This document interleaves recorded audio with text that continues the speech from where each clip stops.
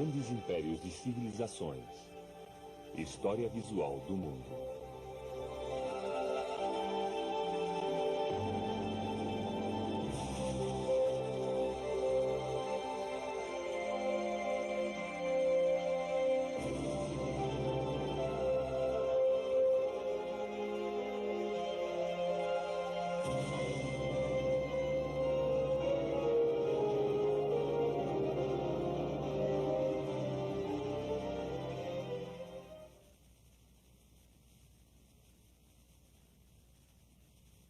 A Idade do Ferro.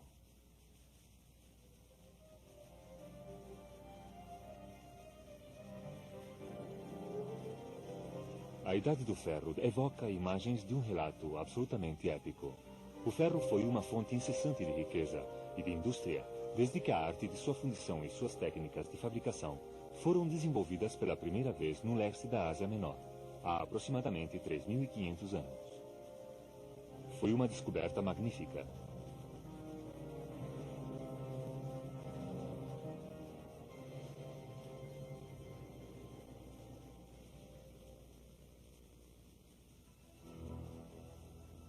Num prazo de 500 anos, ao redor do ano 900 a.C., tinha se expandido a Índia, e 300 anos mais tarde a China.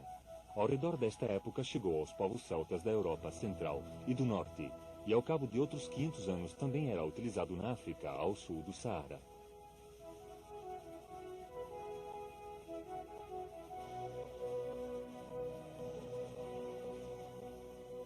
Havia começado a Idade do Ferro, uma era que duraria quase até os nossos próprios dias.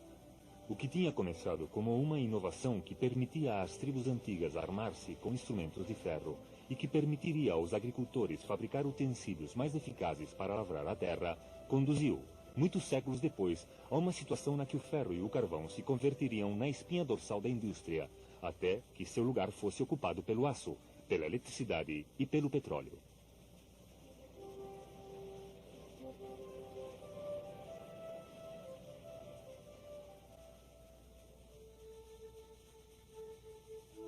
Fazendo uma retrospectiva desde o ponto de vista do século XX, a descoberta do ferro aparece como algo transcendental, quase um passo decisivo na história do mundo que afetou de diferentes maneiras, em diferentes momentos, a diferentes partes do mundo.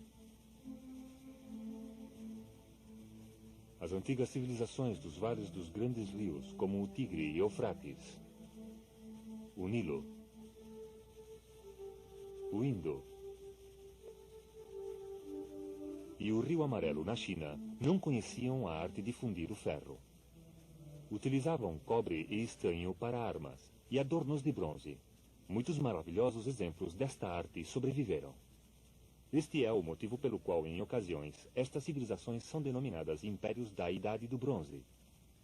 Em algumas zonas, o cobre e sua liga, o bronze, foram trabalhados durante 2000 anos antes que o homem aprendesse a fabricar o ferro.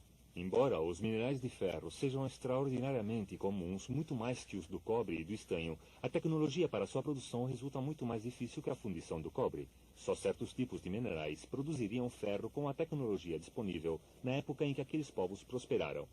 A temperatura mínima de fundição é muito mais alta para o ferro do que a do cobre ou o estanho. A fundição do estanho e sua passagem a moldes é relativamente imediata, como nesta reconstrução moderna. Essencialmente, este processo continua sendo o mesmo até os nossos dias, e as modernas fundições que trabalham o bronze ainda aplicam procedimentos similares. Esta é a técnica da cera, já pouco usada, que ainda é empregada em algumas fundições modernas de bronze, na que a cera é colocada num molde com a forma do objeto que se quer produzir.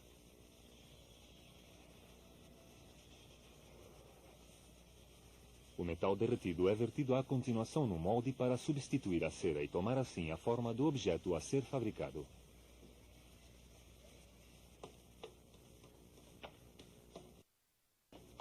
Quando o metal se encontra já frio e solidificado, se retira o molde lentamente e o bronze se faz visível.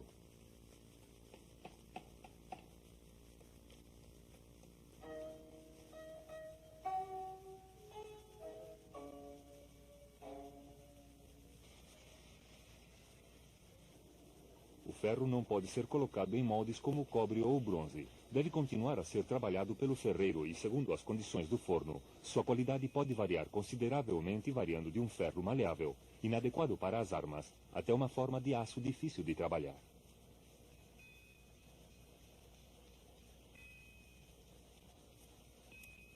A elaboração moderna do ferro é o último elo de um longo processo que nos faz retroceder 3.500 anos à época em que se fabricou o ferro pela primeira vez. Inicialmente era uma raridade, mas em breve começou a ser fundido a partir dos minerais do leste da Ásia Menor. Nos textos hititas se mencionam espadas e inclusive estátuas de ferro. Os movimentos de população na Ásia Menor ao redor do ano 1200 a.C. ajudaram à difusão dos conhecimentos do uso do ferro por todo o Oriente Médio e muito além, mas as armas de ferro continuaram a ser privilégio da realeza e da nobreza. Até o ano 900 a.C., os exércitos assírios não puderam dispor de punhais de ferro, mas no ano 700 a.C., à medida que se melhorava a tecnologia do ferro, este começou a ser utilizado para uma grande variedade de ferramentas e utensílios. O período que havia conduzido ao advento do ferro foi pródigo em conflitos. Porém, ao redor do ano 2000 a.C., as antigas civilizações da China, Índia,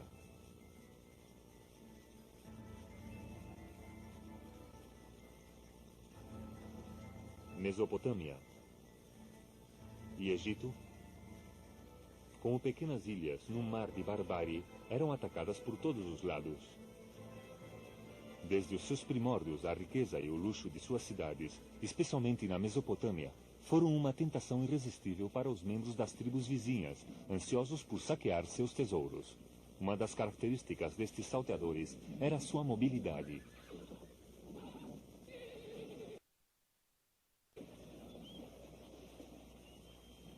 O cavalo havia sido domesticado nas terras das estepes, entre Europa e Ásia, onde hoje em dia se situa a Ucrânia. A destreza sobre um cavalo ainda é importante para estes cavaleiros mongóis de hoje, como o era para as tribos e os povos de 4.000 anos atrás, cujo êxito dependia de sua habilidade na luta enquanto se deslocavam velozmente a cavalo. Ao redor do ano 2000 a.C., tinha se difundido à Europa e ao Oriente Médio. Os Urrianos, um dos grupos que utilizavam cavalos, estabeleceram um poderoso reino ao noroeste da Mesopotâmia, que alcançou seu esplendor por volta do ano 1500 a.C. Utilizavam a carruagem rápida puxada por cavalos e, através do seu contato com a Síria, Babilônia e Egito, difundiram seu uso por todo o Oriente Médio. A carruagem foi utilizada em ocasiões na guerra como meio rápido de transporte de um ponto a outro do campo de batalha, e algumas vezes como esporte, como se pode ver neste prato de ouro fenício. Por volta do ano 1200 a.C., o advento da cavalaria que se deslocava rapidamente trouxe consigo uma revolução na arte da guerra. Quando os cavaleiros puderam contar com armas de ferro, demonstraram ser uma força que não se podia conter, com um poder militar muito superior ao de qualquer exército de infantaria, por muito organizado que este fosse. O cavalo, a carruagem, os cavaleiros das cargas de cavalaria, a difusão gradual das armas de ferro, tudo isso se somou a um conjunto de contrastes tecnológicos que separam a Idade do Bronze, do ano 2000 a.C., da Idade do Ferro, dos últimos 1000 anos antes de Cristo.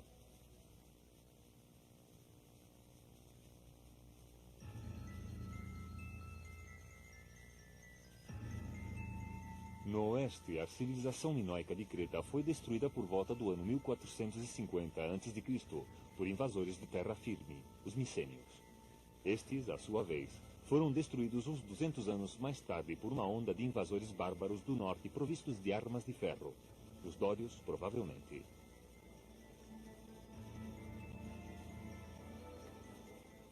Knossos, a capital minoica, foi saqueada, e também Micenas e outras cidades fortificadas do Peloponeso. A antiga e florescente civilização dos Egeus foi apagada. A escritura e muitas outras artes desapareceram. No século XII a.C., uma noite escura cobriu toda a região mediterrânea, até a aparição das grandes cidades-estado, como Troia, Esparta, Atenas, e Corinto, uns 500 anos mais tarde. Na Índia, a civilização do Vale do Indo teve o mesmo destino. Por volta do ano 1500 a.C., foi assolada pelas tribos bárbaras do norte, provavelmente invasores procedentes do antiplano iraniano, de regiões além da grande cordilheira montanhosa do Hindu-Kush, que se autodenominaram ários, um ramo da família de povos indo-europeus, cujas ramificações ocidentais invadiram a Grécia.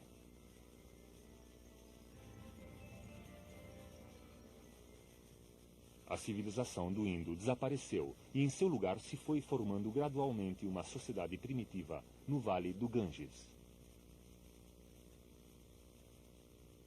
Ao redor do ano 400 a.C., o único grande reino que existia era o de Magadha, com uma magnífica e nova capital, Pataliputra, a moderna Panda, que controlava os mais ricos depósitos de minério de ferro e dominava as rotas comerciais do Ganges. Este foi o núcleo do primeiro grande império indiano, fundado depois do ano 332 a.C. por Chandragupta Maurya e ampliado pelo seu neto Ashoka, que reuniu sob seu domínio quase toda a península indiana.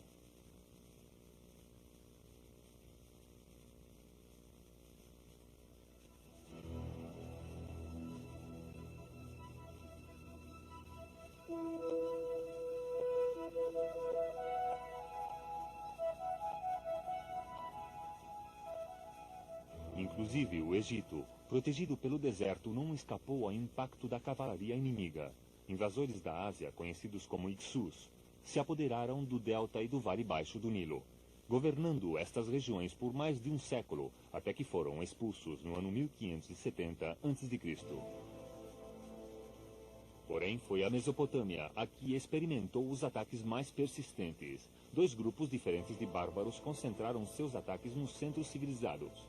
Os semitas, um povo do deserto sírio, e os hititas, indo-europeus, que se infiltraram através do Cáucaso e a partir do oeste do Mar Negro.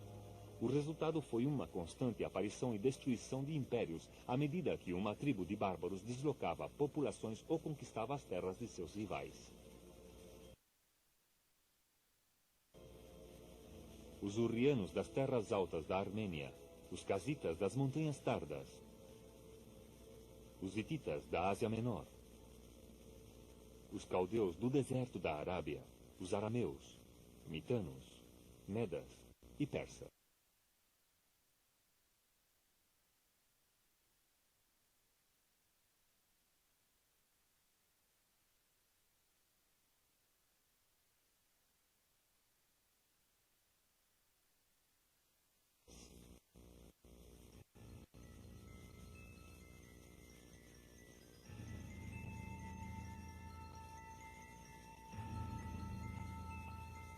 Entre todos estes, dois grandes impérios finalmente surgiram, o dos hititas e o dos assírios. Os assírios foram conquistadores sem piedade e afortunados construtores de impérios. No ano 650 a.C., seu império, com sua capital Nínive, compreendia toda a Mesopotâmia, Palestina, Síria e Egito até o sul de Tebas.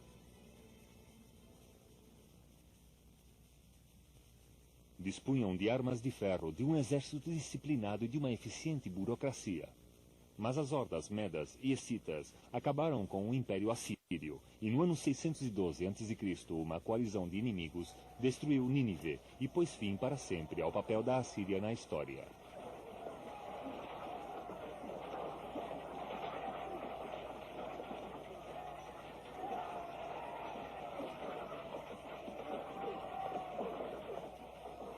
Seu lugar foi ocupado primeiro pelo Império Meda e depois pela Pérsia, sob o comando de Tiro o Grande, que iniciou a instauração de outra grande estrutura imperial, o Império dos Aquemênidas, que floresceu poderosamente até que Alexandre Magno destruiu totalmente sua capital, Persépolis, no ano 330 a.C.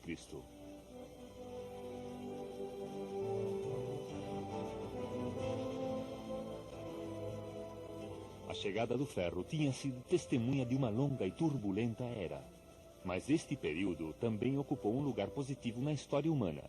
A área civilizada aumentava gradualmente.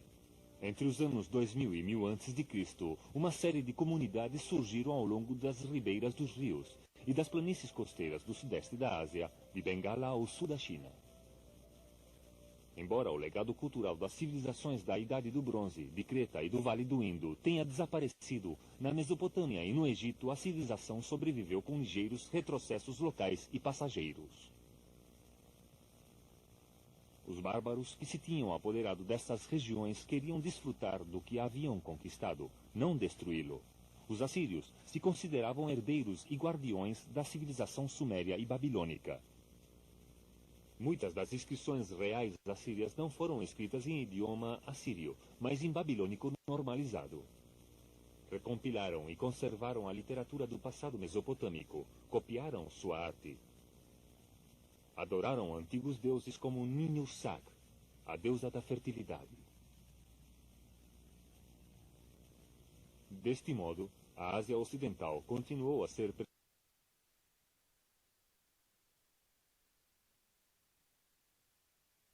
dominante ao longo dos séculos até a invasão de Alexandre Magno e a destruição do Império Persa no ano 330 a.C.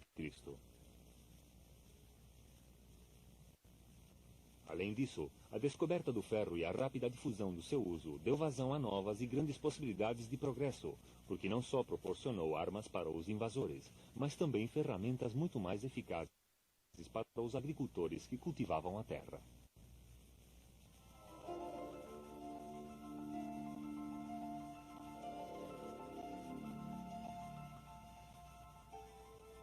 A China experimentou a revolução do ferro mais tarde do que o Ocidente. A técnica do ferro fundido foi a primeira introduzida para trabalhá-lo, e assim desde o começo foi possível a produção em série de peças fundidas.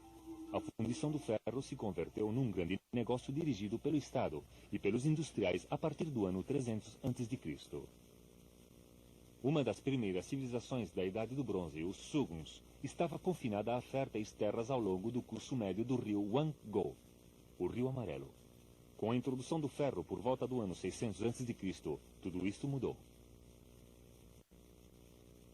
Colonizadores do norte se deslocaram para o leste, a grande planície, e para o sul, a abundante bacia do Yangtze, desmatando e drenando o solo à medida que avançavam. Os reis Chue estenderam gradualmente sua influência sobre os diferentes domínios, e as novas terras reclamadas foram então submetidas diretamente ao controle real, dado que as rendas eram arrecadadas diretamente pelo tesoureiro, o que permitiu o desenvolvimento de uma sofisticada burocracia. O câmbio consolidou-se quando, no ano 221 a.C., uma nova dinastia, a Qing, unificou toda a China e reconstruiu e reforçou a Grande Muralha como uma barreira defensiva contra as tribos nômades do norte.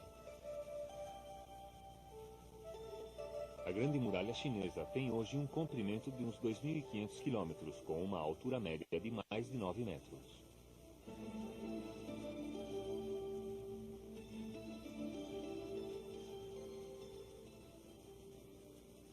O governo dos Qing, rigoroso e exigente, provocou uma reação, e até o ano 202 a.C. o governo imperial não pôde ser restabelecido pela dinastia Han, que estendeu novamente o território submetido à autoridade imperial. Sob o grande imperador Hang Buti, que governou do ano 140 aos 87 a.C., a China firmou-se como uma das grandes potências mundiais. Sua população continuou multiplicando-se, até que no ano 2 depois de Cristo se realizou o primeiro censo que se conserva, que compreendia uns 57 milhões de habitantes, estando a maior parte da população concentrada ao longo da planície do Rio Amarelo.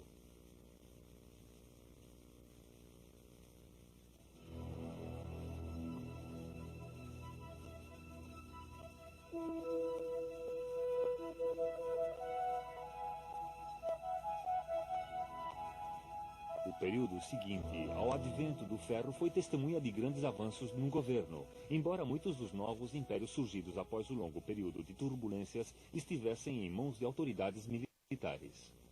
A Soka, o unificador da Índia, possuía um exército fixo de 700 mil homens, com 10 mil carruagens e 9 mil elefantes.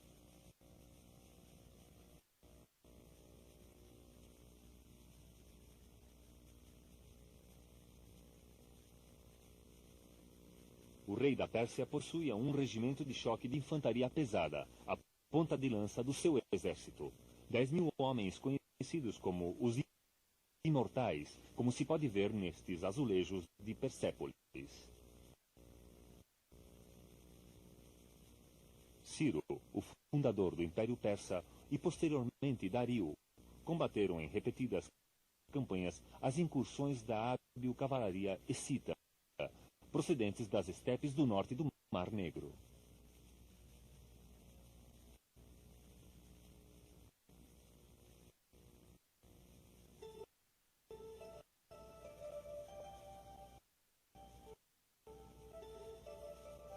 Na China, Buti levou a cabo campanhas similares contra os Xiongnu e ao mesmo tempo estendeu a Grande Muralha, construída pelos seus predecessores chineses muito mais a oeste. O resultado desta nova medida de segurança foi um rápido crescimento do comércio.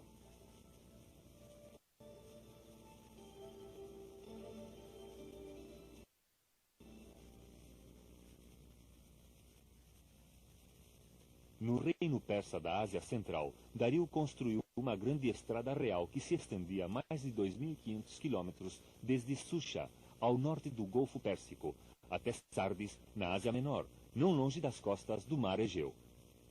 Na Índia, uma estrada similar se estendia desde o delta do Ganges até Tashira, no distante noroeste, perto do desfiladeiro de Kiber, onde se encontravam as rotas das caravanas do oeste com a Pérsia e o Oriente Médio, e ao norte com a Ásia Central.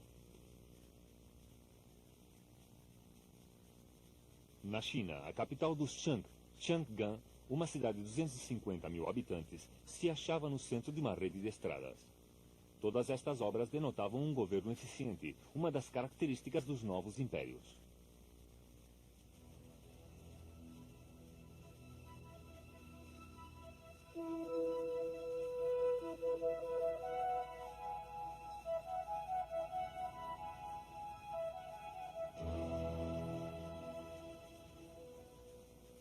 Em Persépolis, Dario, o Grande, reorganizou o império em 20 províncias com um amplo código de leis, impostos equitativos e uma moeda estável, todos os elementos básicos de uma administração moderna.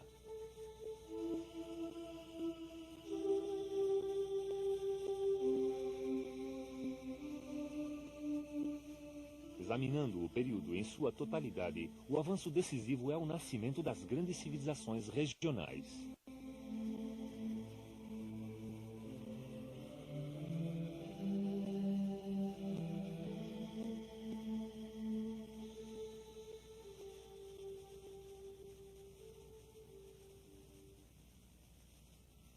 Os impérios Qin e Han, na China, o Mauryan, na Índia, e o fundado por Ciro, na Pérsia, abrangiam regiões completas e entre todos compreendiam quase todo o continente asiático, do Oceano Pacífico no Oriente até as margens do Mar Egeu.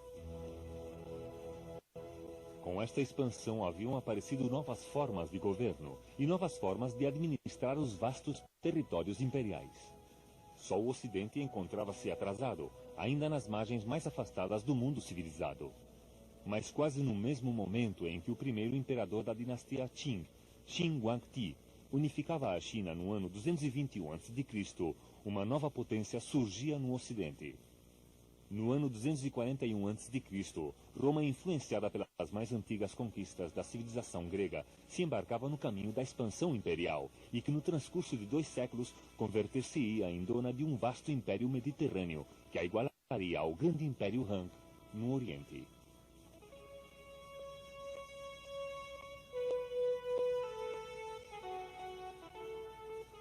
Uma vez mais, o mapa da história do mundo estava prestes a mudar, e outro ato do drama humano estava a ponto de começar.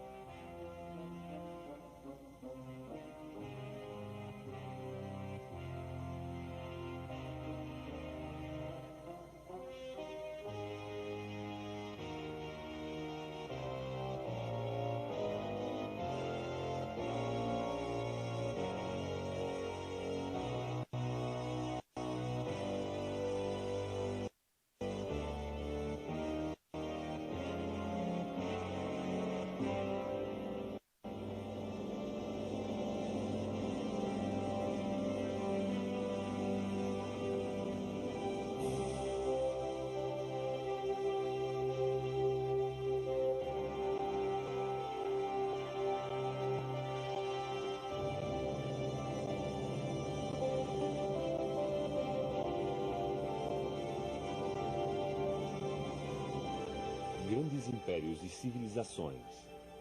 História visual do mundo.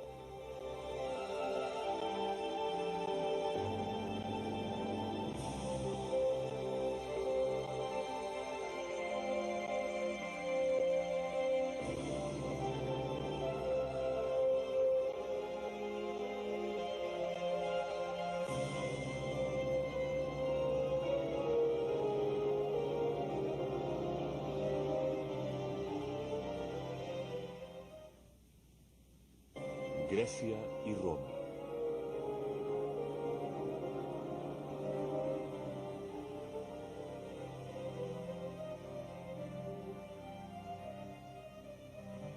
Europa, que continuou sendo um remanso de pequenas comunidades agrícolas, se incorporou com atraso ao processo da civilização.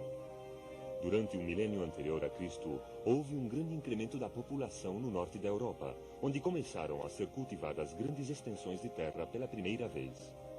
A expansão local deu lugar a migrações a lugares escassamente povoados. Nesta era, apareceram as primeiras e florescentes civilizações europeias, os mundos clássicos de Grécia e Roma, que estabeleceram tradições que ainda se conservam em nossos dias. Na antiga Grécia, é onde se acham as origens da tradição democrática que se reflete, embora de forma diferente, nas câmaras dos parlamentos.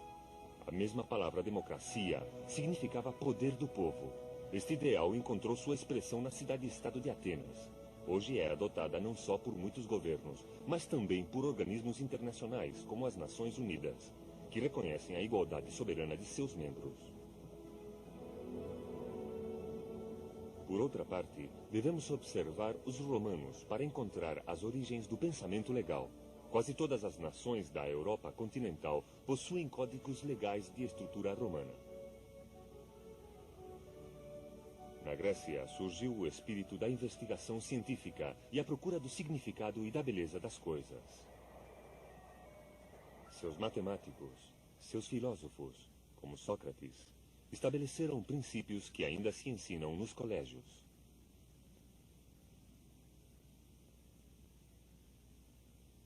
Seus escultores e arquitetos desenvolveram sistemas de proporção e de composição que influenciaram os artistas a partir de então, como no monumento a Washington.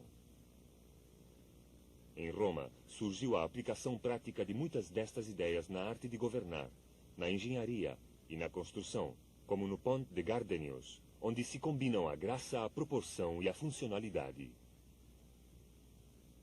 Grande parte da nossa arquitetura, tanto na América como na Europa, foi influenciada pelo estilo clássico de 2000 anos atrás.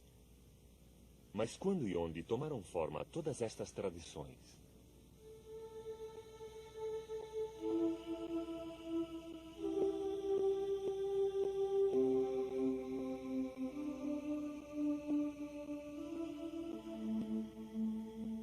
Estudando o passado, podemos evocar as imagens que fundamentaram os alicerces de muitos dos aspectos da civilização europeia.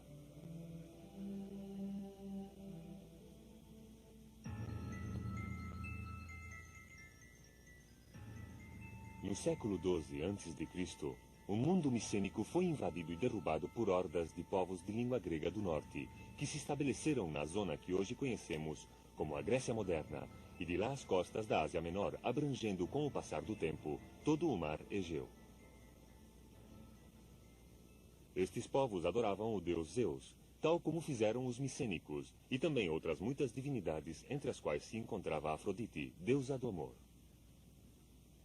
Depois deste período, no século VIII a.C., o ferro substituiu o bronze nas ferramentas e nas armas, e além disso, os gregos, após desenvolver o invento fenício, passaram a contar com um alfabeto que flexibilizou a escritura.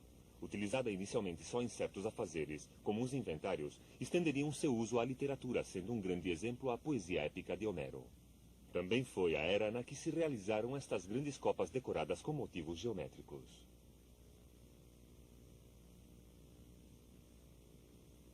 A vida grega ou helênica dependia da cidade-estado, ou polis. A Grécia possui um grande número de pequenas planícies costeiras rodeadas de montanhas. Aqui uma comunidade podia crescer num isolamento relativo de seus vizinhos. Isto ajudou a formar unidades políticas naturais, com frequência muito reduzidas, surgidas a partir de comunidades agrícolas, sendo Atenas a que se converteria na maior das cidades-estado. O século VIII a.C. também viu o começo de 200 anos de expansão colonial alimentada pelas disputas políticas e um forte desejo de fomentar o comércio, assim como de obter novas terras. O comércio foi facilitado pelo começo do uso da moeda, que tinha tido lugar a começos do século VII a.C. Os colonos gregos se deslocaram em círculos cada vez mais amplos até o Mar Negro e Trácia a leste, até Sicília, ao sul da Itália, França e Espanha a oeste. Embora não fossem colônias no sentido moderno da palavra, mas assentamentos agrícolas independentes, este movimento mudou a face do Mediterrâneo. O mar Egeu Oriental se converteu no ponto de encontro de novas forças culturais procedentes da Síria, Mesopotâmia e inclusive da Índia.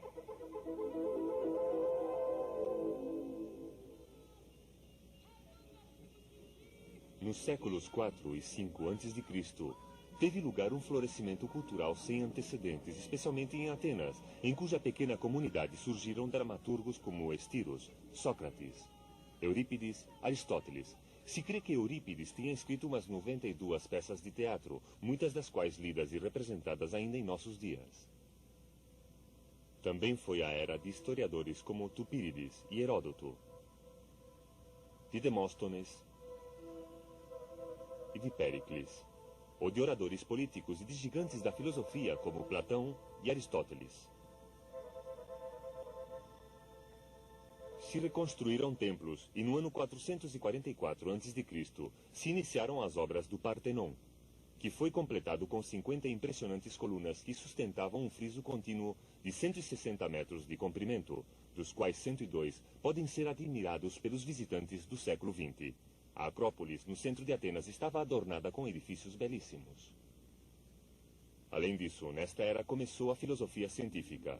Os babilônios haviam tomado como sagrados os eclipses, ao mesmo tempo que os gregos perguntavam-se por que estes sucediam.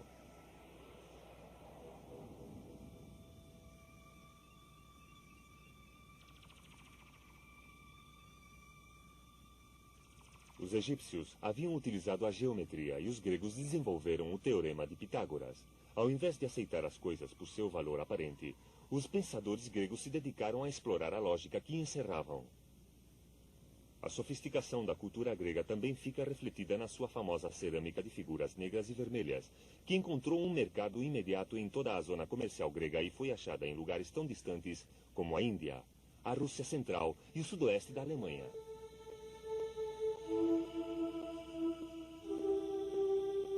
No entanto, estes achados não eram produto de uma sociedade isenta de problemas. A ameaça que representava o conflito entre ricos e pobres e a revolta dos escravos aumentou com a introdução da agricultura comercial e das grandes propriedades. Os pequenos agricultores se arruinaram e os camponeses sem terra fugiram às cidades, engrossando as legiões de pobres urbanos.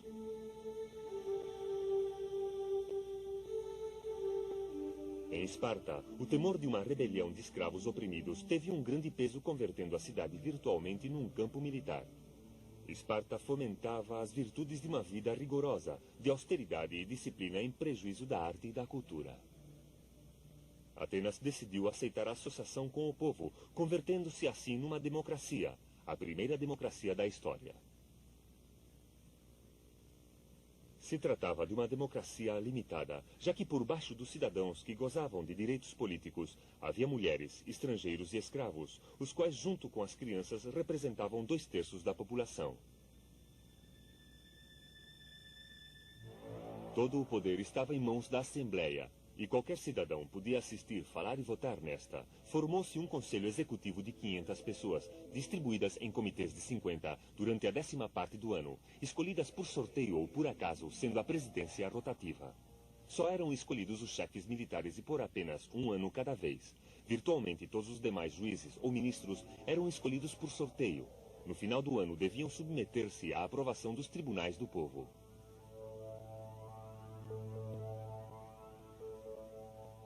Péricles, o famoso político ateniense, descreveu desta forma o sistema. A nossa Constituição se denomina democracia porque o poder se encontra em mãos de uma maioria e não de uma minoria, mas as nossas leis garantem um trato igual a todos pelas disputas privadas. No entanto, a democracia ateniense era um edifício muito frágil, com as forças reacionárias sempre espreitando, dispostas a reconquistar seus privilégios. Além disso, o mundo das cidades-estado era inerentemente inestável. Atenas tinha seus aliados, mas sua riqueza e poder também despertavam hostilidades. No começo do século V a.C., Esparta e Atenas se uniram para rechaçar a invasão do grande império persa. Conseguiram derrotá-lo nas batalhas de Marathon e de Salamina. A Batalha Naval de Salamina, no ano 480 a.C., foi uma vitória muito árdua e, tal como a descreveu Ésquilo, a praia inteira e o Recife todo ficaram cobertos de cadáveres. Não obstante, no final do século, Esparta e Atenas se envolveram em amarga e sangrenta luta, a Guerra do Peloponeso, que durou 27 anos.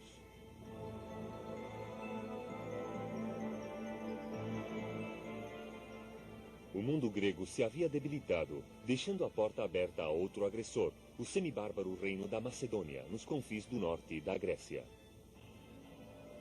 A unidade que as cidades-estado gregas não haviam alcançado por si mesmas foi imposta por Filipe de Macedônia no ano 338 a.C. e seu filho Alexandre Magno completou a sua obra. Os grandes dias da Grécia se haviam concluído e com Alexandre passamos da Idade Helênica à Helenística.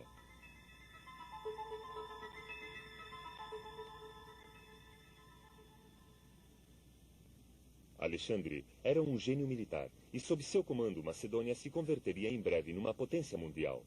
Derrubou as fronteiras do mundo grego, fundando cidades à medida que avançava. Partindo da Europa, cruzou com seu exército a Ásia Menor, o norte da África, rodeou a Mesopotâmia em direção ao Golfo Pérsico, arrasou o Império Persa e continuou até o Extremo Oriente, além de Samarcanda e Bucana, alcançado assim o Tashkent. Depois cruzou o Indocus, a caminho da Índia, mas suas tropas já estavam cansadas e regressaram, dirigindo-se à Babilônia, onde morreu à precoce idade de 32 anos. Havia percorrido quase 20.000 quilômetros em 10 anos, lutando constantemente, e o seu império se estendeu da Grécia às fronteiras da Índia. Depois da morte de Alexandre, seu império se fragmentou rapidamente em 3 regiões principais: o pequeno reino da Macedônia, o Egito Ptolomeico e o reino dos Selétidas. Porém, o mérito de Alexandre foi o de estender a civilização grega ao Extremo Oriente. O comércio floresceu como nunca, o velho mundo das cidades-estado independentes tinha desaparecido, e os dialetos locais se fundiram numa língua comum, o koiné, que foi utilizada amplamente em todo o Oriente Médio.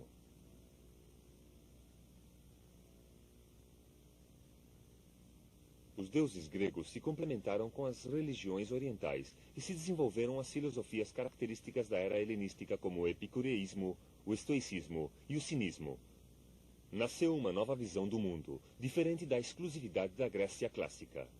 As crenças e os conhecimentos estabelecidos eram postos em dúvida. Havia um crescente experimentar não só na escultura, mas também nas ciências e nas matemáticas. Foi, portanto, o mundo helenístico e sua civilização, e não a Grécia clássica, o que herdou Roma. Roma só estava em seus inícios quando Atenas desfrutava a sua idade de ouro. E mal começava a afirmar-se como potência quando a civilização helenística se encontrava em seu auge.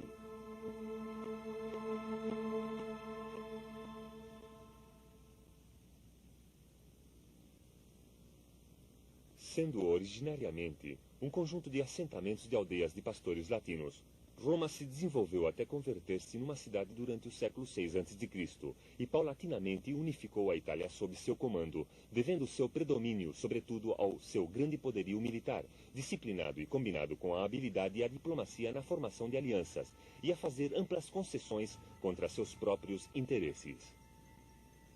Porém, no ano 264 a.C., Roma chocou-se com Cartago, a grande potência marítima do Mediterrâneo, com colônias ao longo da costa africana e também na Espanha, Sicília e Sardenha. As 3 guerras púnicas que se desenvolveram ao longo de um século converteram Roma numa potência naval formidável. Gradualmente, Roma estendeu seu império até incluir a Sicília, a Córcega e a Sardenha.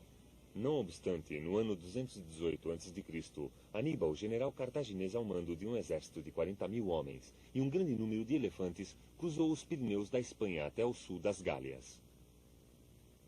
De lá cruzou os Alpes, invadindo a Itália, infligindo grandes derrotas aos exércitos romanos antes de ver-se obrigado a retroceder. Quase esmagada por Aníbal, Roma finalmente derrotou os cartagineses na Espanha no ano 206 a.C. Um temor patológico ao ressurgimento de Cartago levou os romanos a conquistar o norte da África. Novos conflitos os levaram à Grécia e à Ásia Menor, e passo a passo conquistaram a margem oriental do Mediterrâneo.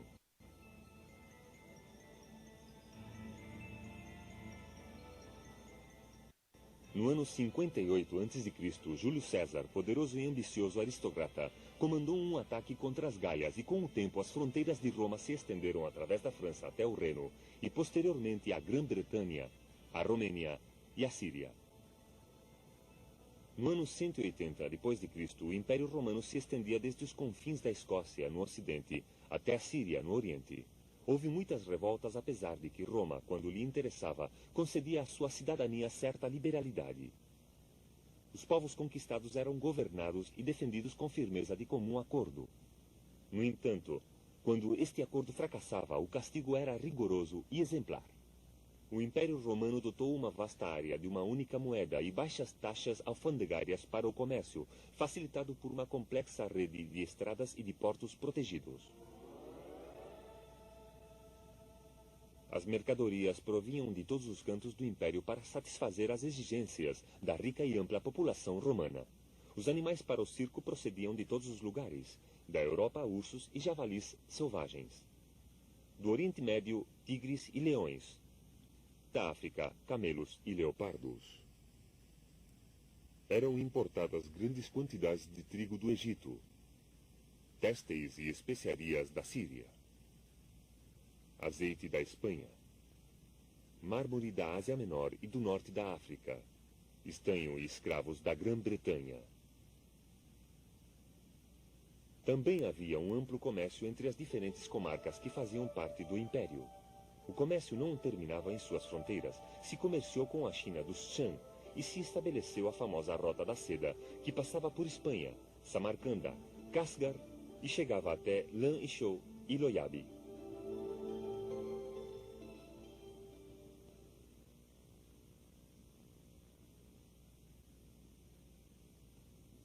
Administrar esta enorme área era uma tarefa imensa. Os aristocratas romanos desempenhavam uma breve série de cargos para converterem-se em cônsules no Senado, ocupando o cargo durante um ano.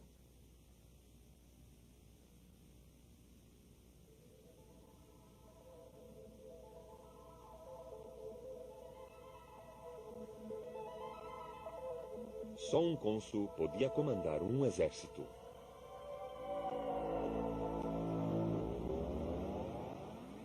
Os ex-cônsules podiam mais tarde desempenhar cargos em ultramar como procônsules. Este sistema, estabelecido sobre uma base republicana nos primeiros dias do Império, se mostrou inadequado. Havia corrupção, incompetência e esporádicos distúrbios civis. Em períodos de tensão, os generais ambiciosos podiam deter todo o poder, como fez o ditador Júlio César, destruindo assim a forma tradicional de governo republicano. No ano 31 a.C., após um século de guerras civis e um incremento do predomínio militar, a estabilidade foi restabelecida pelo sobrinho de César, Augusto. Após ganhar-se a lealdade das tropas, deteve todo o poder, permitindo ao Senado compartilhar com ele a tarefa de administrar o poder. Apesar de tudo, o poder efetivo permaneceu nas mãos firmes do imperador. Augusto introduziu reformas nos impostos e na administração, o que concedeu ao mundo ocidental o período mais longo de paz que tinha desfrutado até então. Deste modo, a totalidade do norte da África, das fronteiras do Egito ao Atlântico, podia ser vigiada por uma legião composta de apenas 6.000 homens. A paz de Augusto foi celebrada com a construção de edifícios. Em todas as cidades do Império surgiram monumentos, arcos triunfais e anfiteatros. A consumada perfeição de seus edifícios é impressionante. As termas de Diocleciano em Roma se levantavam sobre uma superfície de quase 13 hectares, e seu vestíbulo central estava decorado com uma cúpula de uma altura de 28 metros. O Fórum de Roma era um lugar de encontro aberto, com tribunas para os oradores públicos e os comícios, onde se reunia a Assembleia Popular.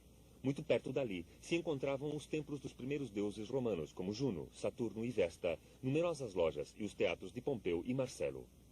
Havia também nada menos que 6 hipódromos, sendo o maior de todos o Circo Máximo, com uma capacidade de 140 mil espectadores sentados. O Coliseu, onde tinham lugar os combates entre gladiadores, tinha uma capacidade de 50 mil espectadores. O próprio Augusto gabou-se de haver proporcionado 8 espetáculos de gladiadores, nos que 10 mil homens haviam lutado até a morte, e 26 combates nos que haviam sido sacrificados 3.500 animais.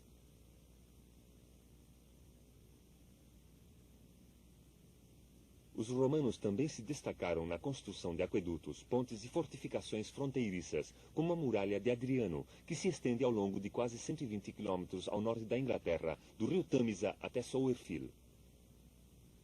À medida que as províncias foram pacificadas, a nobreza local se deslocou às cidades e começou a falar latim. Se construíram templos e grandes casas de campo seguindo o modelo romano, como Volubilis, no Marrocos, com elaborados banhos, aquecimento, mosaicos e decoração pintada.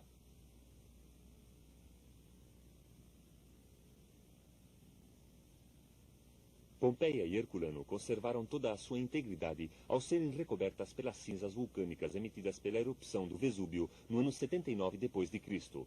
Nos oferecem uma fascinante visão da vida numa pequena cidade do Império Romano. Em Herculano há muitos exemplos da casa romana tradicional, com os quartos dispostos ao redor de um pátio aberto, quadrado ou jardim. Mercadores abastados ou patrícios devem ter vivido nestas casas, ficando refletida sua riqueza pela profusão dos mosaicos e a decoração pintada.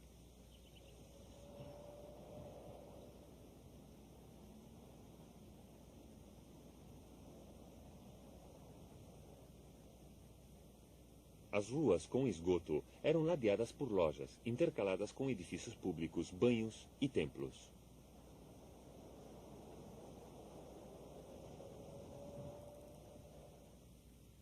A Grécia, em grande parte, foi a fonte inspiradora da arquitetura e da arte romanas.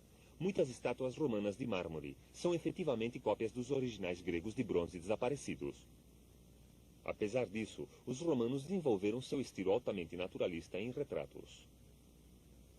A era de Augusto também foi celebrada pela poesia de Virgílio, Horácio e Ovídio.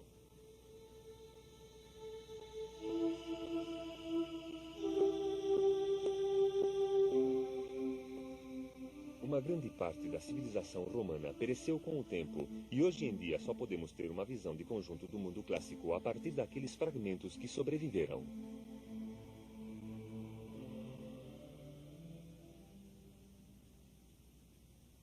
Porém, o legado de Roma não se encontra só em fortes ruínas, monumentos e restos de estradas. Existe um legado muito mais duradouro refletido na língua falada, o latim, que deixou uma marca permanente nas línguas da França, Espanha, Itália e Romênia, sendo que também o inglês moderno possui palavras de origem latina. Além disso, conservado pela Igreja Romana e até há muito pouco tempo, ainda utilizado em todas as suas cerimônias, o latim se converteria numa linguagem aceita internacionalmente nas ciências, na medicina e no direito. O direito romano é a raiz de muitos dos sistemas legais modernos do mundo ocidental.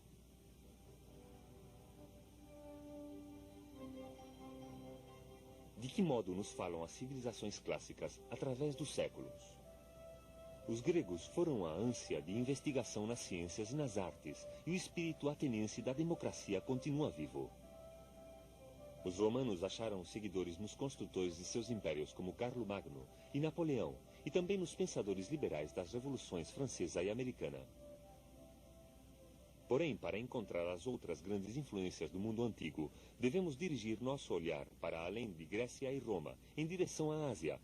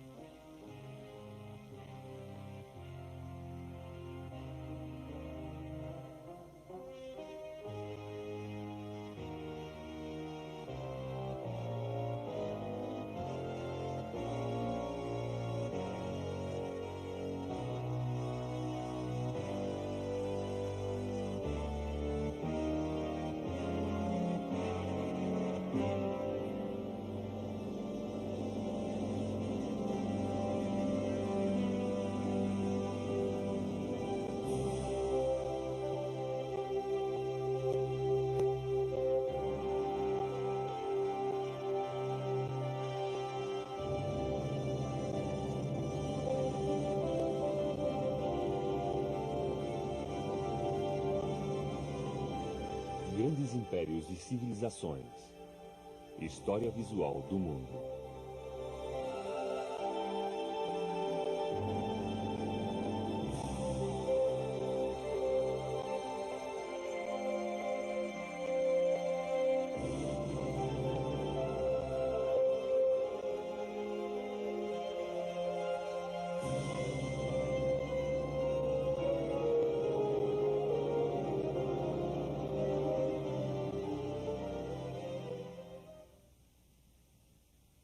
As religiões do mundo.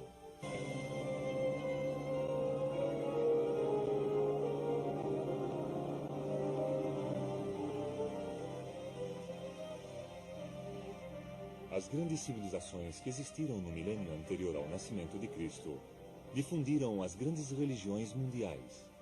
O Império Persa, que se estendia da Mesopotâmia ao Indo, as grandes bacias fluviais da China, o vasto subcontinente indiano, e finalmente Roma, que abrangia todo o mundo mediterrâneo.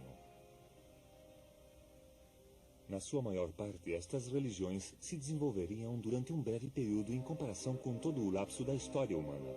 Os profetas e reformadores mais destacados do hinduísmo, budismo, judaísmo e das religiões da China foram quase todos coetâneos. Surgiram e se arruinaram vastos impérios, mas as influências destes homens nas religiões seria definitiva.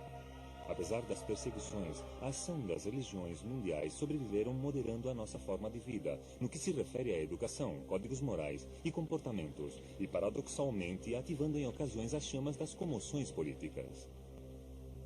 Só podemos especular sobre a causa da aparição das grandes religiões mundiais, pois à medida que cresciam os impérios abrangendo não só grandes áreas, mas também muitos povos e costumes diferentes, se fazia patente a necessidade de crenças mais universais que as que podiam oferecer os deuses tribais dos primeiros tempos.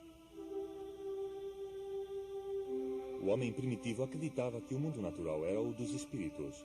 Mais tarde, estes seriam substituídos por deuses e deusas, pela Mãe Terra, pela chuva e pelos deuses Sol e outros, como o deus egípcio Osíris, do qual achava-se que dependia a vegetação e as inundações do Nilo. Funções similares também eram próprias dos deuses da Grécia e de Roma: Ares ou Marte, o deus da guerra, e Afrodite ou Vênus, a deusa do amor.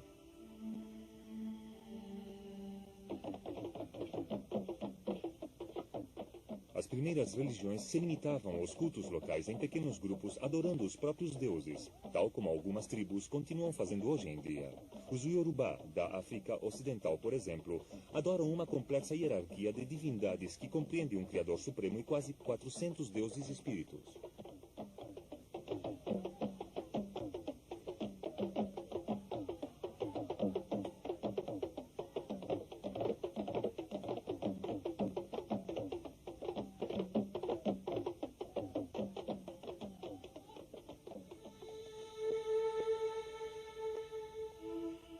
As grandes religiões do mundo são diferentes. No entanto, todas elas, num grau ou outro, compartilham a crença numa só realidade espiritual, válida para toda a humanidade. A transição dos cultos locais às religiões mundiais foi obra de uma notável série de reformadores.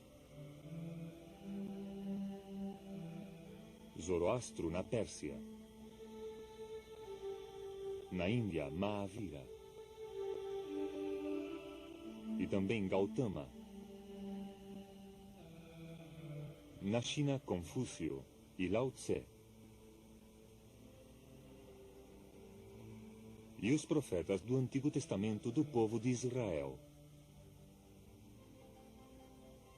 Embora pouco se saiba sobre a vida destes homens, parece certo que todos reagiram contra as tensões da sua época.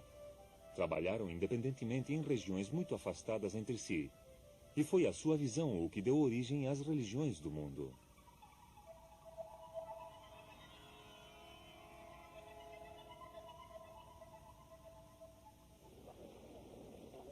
O hinduísmo é a religião de 400 milhões de indianos. Numa época tão remota como a dos Vedas, se realizavam procissões e peregrinações aos rios sagrados. E este aspecto do hinduísmo ainda continua sendo importante na atualidade. O rio Ganges tem uma santidade especial. As antigas escrituras sagradas dos Vedas remontam à chegada dos invasores ários ao norte da Índia, e as suas crenças continham a semente de muitos dos sistemas posteriores do pensamento religioso. A sua ênfase nos sacrifícios e na noção de casta estabeleceu modelos sociais fundamentais que continuaram regendo a vida da Índia durante 3.000 anos.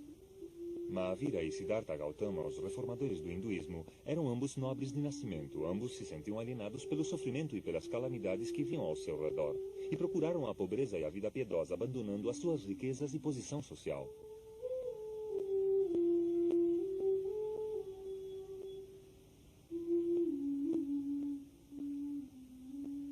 Mahavira foi o fundador de uma rigorosa religião hindu chamada Jainismo. Seus seguidores sempre foram poucos, se bem que hoje em dia 1 milhão de Jainas vivem na Índia Ocidental. Mahavira ressaltava certos aspectos do hinduísmo, como o Ahimsa, a doutrina da não-violência tanto para com os homens quanto para com os animais, que culminaria na obra de Mohandas Gandhi.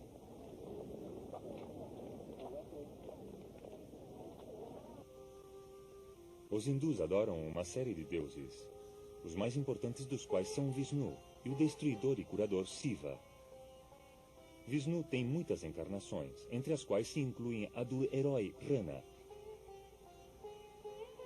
e a de Krishna, um deus benéfico. A esposa de Shiva, a deusa mãe, aparece tanto como a gentil Parvati quanto como a feroz Kali.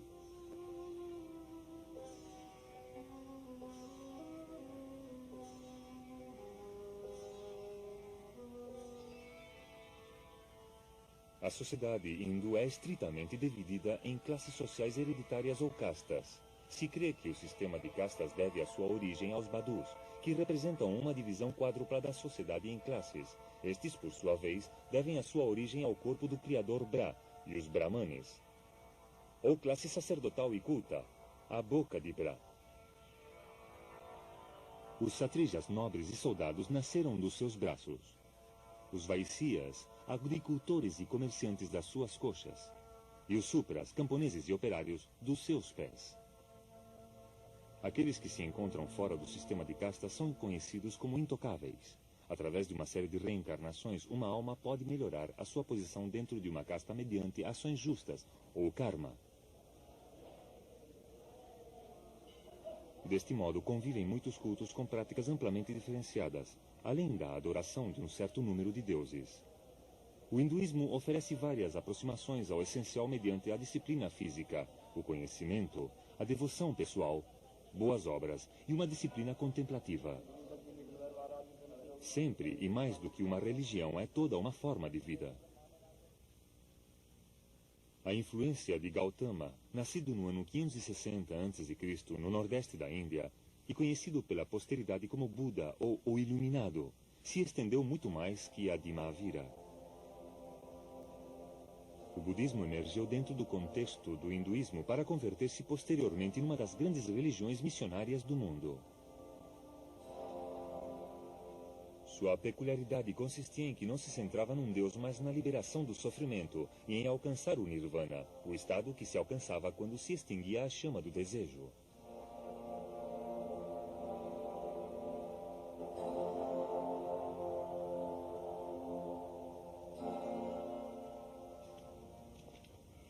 Desde o mesmo momento da morte de Gautama, seus ensinamentos foram mantidos vivos pelos seus seguidores, que vivem juntos em comunidades monásticas.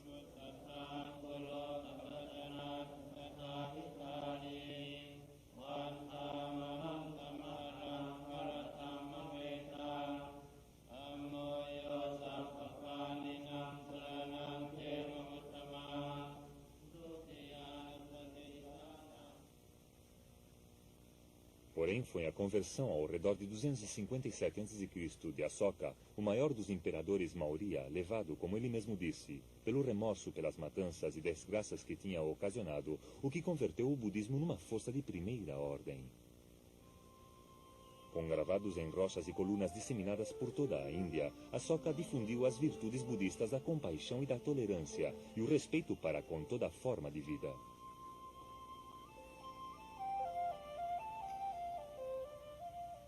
Foi graças a Asoka que o budismo começou a sua vocação missionária, difundindo-se aos reinos helenizados, além da Índia, Sri Lanka e Birmânia. Na forma conhecida como Thelabad, conservadora e tradicionalista, o budismo se estabeleceu em todo o sudeste da Ásia e, junto com o hinduísmo, foi uma influência formadora nesta região. Aqui ainda se conservam atualmente ruínas de grande beleza. Igualmente importante foi a difusão do budismo em direção norte, ao reino de Kusan, no atual Afeganistão, um grande império limítrofe com as rotas comerciais que uniam o Oriente ao Ocidente, porque aqui surgiu uma nova forma de budismo conhecida como Mahayana, que significa o grande veículo que levará à salvação toda a humanidade. O budismo Mahayana estava mais aberto às doutrinas populares e às práticas locais, sendo uma de suas características os bodhisattvas, os quais, como santos cristãos, podiam ajudar os mortais a se salvarem. O budismo se estendeu rapidamente pelo Tibete e pela Ásia Central, prosseguindo para a China até a Coreia, alcançando o Japão no ano 550 d.C.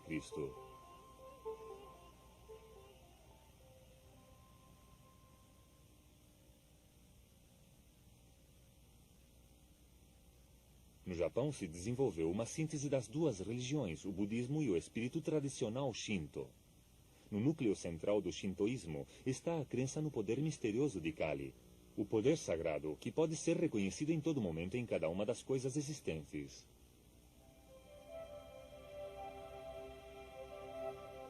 Nesta época, o budismo tinha perdido seu peso no seu lugar de origem.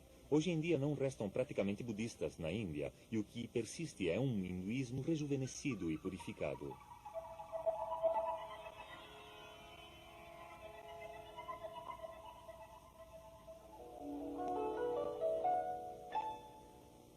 O budismo realizou um progresso limitado na China, onde se ressaltaram os reis do inferno, sendo cada um dos reis responsável pelo castigo dos diferentes crimes.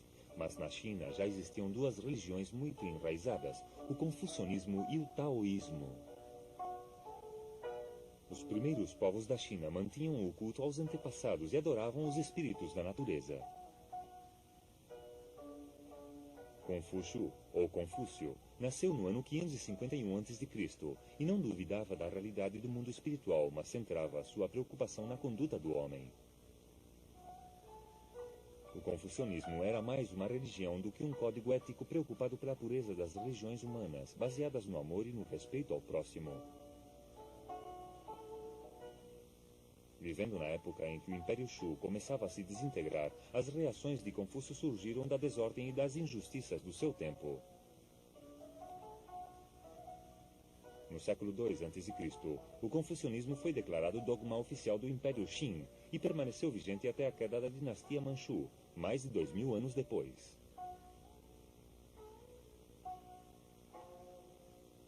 Porém, sempre foi um código da classe média e superior, com limitada atração popular. Muitas coisas tinham sido ignoradas, como os mistérios da natureza, as profundidades das paixões humanas, e esta lacuna foi preenchida pela terceira religião chinesa, o taoísmo. Esta se baseava num livro, o Tao Te Ching, no qual a essência do Tao, o caminho, é expressada em parábolas e metáforas. Este livro é atribuído à vaga figura de Lao Tse. Instava o homem a viver em harmonia com o Tao, e o Tao Te Ching ressaltou a humildade e a passividade.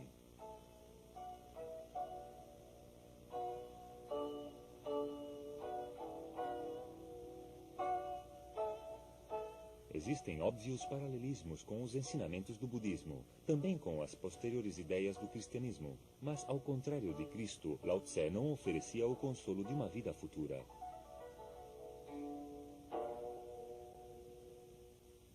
Com o tempo, o taoísmo degenerou numa religião supersticiosa de demônios e de magia.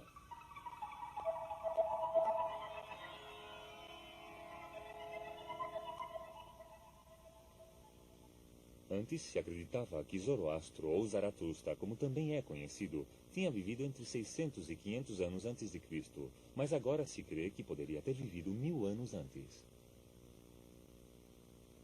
O zoroastrismo foi o primeiro rigorosamente intelectual da história e se converteu na religião do Império Persa. A mensagem de Zoroastro era extensa e abstrata. Ele acreditava num grande espírito Aura Magda, benéfico e bom, enfrentado a outro espírito poderoso, Angra Mainyu, o adversário maligno e ignorante. A vida era vista como um campo de batalha entre o bem e o mal, o caos e a ordem, a luz e a escuridão, com um juízo final e a ressurreição dos eleitos. Ao lado de Ahura Magda se encontravam os poderes da luz, do sol e do fogo, e existia uma tradição de altares de fogo e de cultos ao ar livre. A força do zoroastrismo consistia numa clara definição do mal. Isto explica a sua atração entre os muitos povos submetidos dentro do vasto império persa.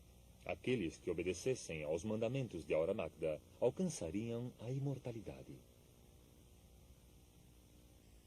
Zoroastro também acreditava que o fim do mundo chegaria no seu devido tempo e que Ahura Magda enviaria um raio do céu para destruir os perversos. Sua belicosidade atraiu os grandes reis guerreiros da Pérsia e posteriormente os imperadores persas sob as dinastias dos Sassáridas. Hoje em dia, o zoroastrismo é praticado pelos Parsis da Índia e por um pequeno grupo de crentes no Irã.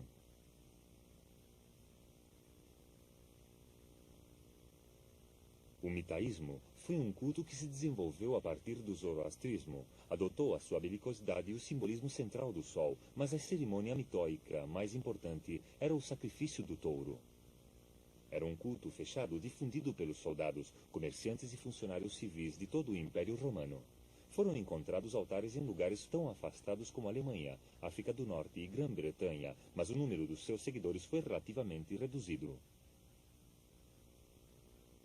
O zoroastrismo também deixou a sua marca no judaísmo e no cristianismo, com relação à luta entre o bem e o mal, as figuras simbólicas entre anjos e demônios e a promessa da ressurreição e do juízo final. O judaísmo se centrava na adoração de um só Deus desde o início, quando Moisés realizou a sua famosa aliança com Javé, ou Jeová, depois do êxodo dos hebreus do Egito, ao redor do ano 1290 a.C. O judaísmo, com o seu profundo código ético formulado nos 10 Mandamentos, era a religião tribal exclusiva do povo de Israel, cujo centro foi Jerusalém a partir do século XI a.C. Um de seus momentos decisivos foi quando os judeus foram conduzidos ao exílio na Mesopotâmia, depois do saqueio de Jerusalém e da destruição do templo no ano 586 a.C. pelo rei Nabucodonosor da Babilônia. 50 anos de cativeiro afrouxaram os vínculos locais do judaísmo e o converteram num credo universal, embora o processo tenha sido iniciado com o profeta Amós no século 8 a.C. Os profetas que tinham conservado a fé durante o exílio interpretaram a lei tradicional, a Torá, de um modo novo, ressaltando a moralidade e a conduta justa mais que a observância e o sacrifício. A Torá consta dos 5 primeiros livros da Bíblia, e os judeus ortodoxos pensam que foram entregues a Moisés no Monte Sinaí. Começa com uma descrição da criação e finaliza com a morte de Moisés, e uma descrição da terra prometida, Israel. Das penas e da aflição do exílio, o judaísmo surgirá como uma potente força religiosa. Javé já não era simplesmente o Senhor dos judeus, mas o Senhor de toda a humanidade. Embora Ciro, o imperador persa, permitisse que os judeus regressassem a Jerusalém para construir o templo no ano 538 a.C., os judeus sofreriam quase continuamente a dominação política e militar de outros povos. No ano 200 depois de Cristo, os judeus se disseminaram por todo o mundo mediterrâneo. E, no entanto, durante esta dispersão ou diáspora, sempre consideraram a Palestina como a sua pátria. Perseguidos e oprimidos, dependiam assim da sua identidade ligada à sua própria fé. Do mesmo modo que o budismo nasceu do hinduísmo, o cristianismo nasceu do judaísmo. A Judéia tinha sido conquistada pelos romanos no ano 73 a.C., e o resultado foi uma forte tensão religiosa, política e nacionalista. Surgiu uma série de movimentos como resposta à opressão, alguns espirituais, como os essênios, outros políticos, como os zelotes. Quando Jesus de Nazaré começou a predicar, no ano 27 depois de Cristo, que o reino de Deus se aproximava, era uma mensagem que muitos judeus esperavam desde tempos remotos.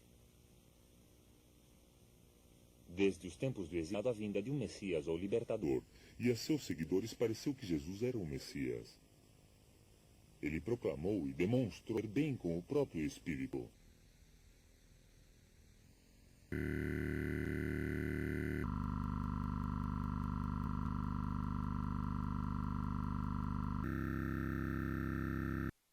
A explosão de entusiasmo, a popularidade de Jesus entre os seus seguidores decresceu e ao redor do ano 30 depois foi preso.